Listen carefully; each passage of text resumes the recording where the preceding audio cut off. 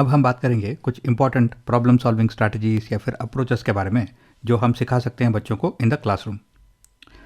पहले तो हमें ये चेक करना है कि क्या ये यूनिक प्रॉब्लम है या फिर इसी तरह का प्रॉब्लम किसी और ने पहले भी सॉल्व किया हुआ है। अगर किसी ने इसी तरह का प्रॉब्लम सॉल्व किया हुआ है तो उसके लिए शायद एक रूल हो सकता है जो हम यूज़ कर सकते हैं, या फिर ये अगर एक स्टैंडर्ड प्रॉब्लम है तो उसके लिए एक स्टैंडर्ड फार्मूला भी हो सकता है सॉल्व करने के लिए। नहीं तो हम ट्रायल एंड एरर या फिर गेस एंड चेक अप्रोच भी यूज़ कर सकते हैं। कभी कभी अगर प्रॉब्लम में बहुत सारा डेटा दिया गया है तो उसे अगर हम एक टेबल या फिर एक लिस्ट की तरह बना के देखते हैं तो हमें आसानी होती है उस प्रॉब्लम को एनालाइज करने में। कभी कभी प्रॉब्लम को समझने के लिए एक डायग्राम, चार्ट, मॉडल या फिर एक ग्राफ बनाना पड़ता है, तभी हम प्रॉब्लम को समझ सकते हैं और उसे सॉल्व कर सकते हैं। कभी कभी हम प्रॉब्लम को एक्ट आउट करके भी सॉल्व कर सकते हैं। जैसे कि अगर मैं ऑफिस से घर चल के आ रहा था और घर आके देखता हूँ कि मेरा चाबी गुम गया है, तो मैं फिर से उसी रास्ते पे चल के जाता हूँ ताकि मैं ये देख सकूँ कि क्या चाबी कहीं रास्ते में गिर गया है। और अगर मैं आते समय किसी एक दुकान में रुका था कुछ खरीदने के लिए, तो उस दुकान में भी मैं चेक करूँगा कि क्या मैं की यहाँ पे भूल गया था।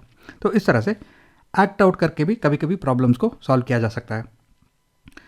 कभी कभी प्रॉब्लम को हमें गौर से एनालाइज करना पड़ता है ये देखने के लिए कि क्या इसमें कोई पैटर्न है। अगर हम पैटर्न को पहचान लेते हैं तो हम उस प्रॉब्लम को सॉल्व कर सकते हैं।